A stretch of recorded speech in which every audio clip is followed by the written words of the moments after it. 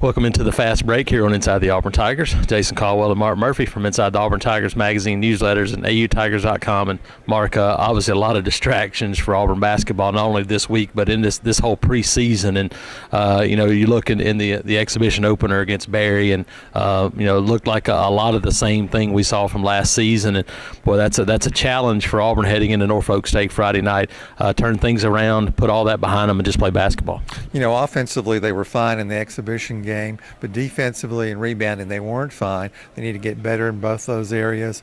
They spent a lot of time this summer working on defense. They actually played well defensively in their exhibition games over in Italy. Plus they played pretty well defensively when they beat Georgia Tech in a close scrimmage. So, they've got the potential to play better than they did. I don't think this is going to be a great team defensively, but they can play a lot better than we saw last week against Barry. Friday night they play Norfolk State, a team out of the MEAC, picked second in the conference.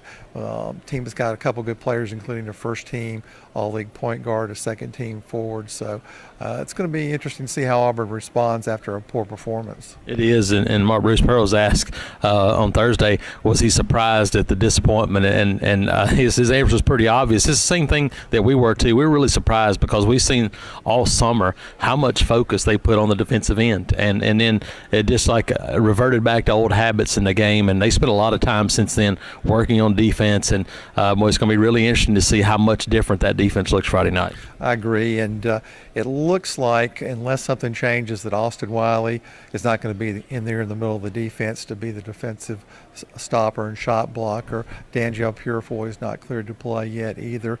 But even without those guys, Bruce Pearl said they're probably going to go with a 10-man rotation for game one. So this team's got some good depth, it's got some talent, and they just got to play together and play close to their potential, and they should win their opening game. Yeah, and I think one of the keys, Mark, is he mentioned Malik Dunbar may get more of a look at a small forward. That would mean more minutes for Chumo Kiki. And Mark, I think more minutes for Chumo Kiki is a positive for this Auburn team. I agree. Even though he didn't play great in the exhibition game, he's played well in practice. He played extremely well in Italy, where he was the leading rebounder. He and Fernie McLemore need to really step up and be a presence inside. Absolutely. Jason Caldwell and Mark Murphy, Inside the Auburn Tigers.